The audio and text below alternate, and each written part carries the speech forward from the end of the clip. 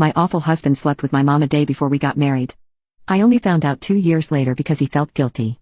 The next morning, he quietly slipped out while I was still asleep and got into our bed, pretending he'd just come home after sleeping off the doctor and at his friends.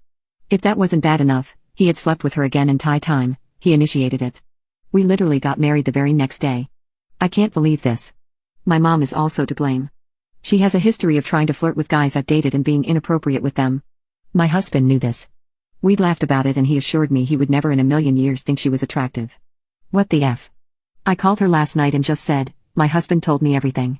She spent several minutes pretending not to know what I was talking about.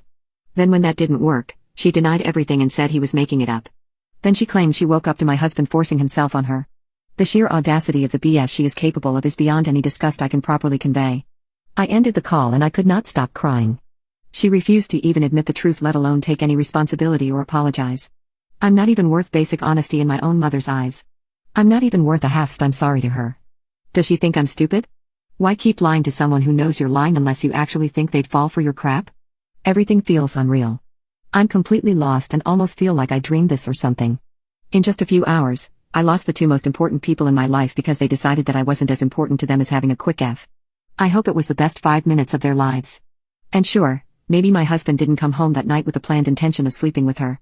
He probably didn't, and it was just horrible judgment from over-drinking. That doesn't change the fact he and my mom slept together. Especially since my mom knew exactly what she was doing and didn't feel guilty at all. I cannot imagine remaining in a marriage where my spouse has effed my mom. Literally 2 nights before our wedding.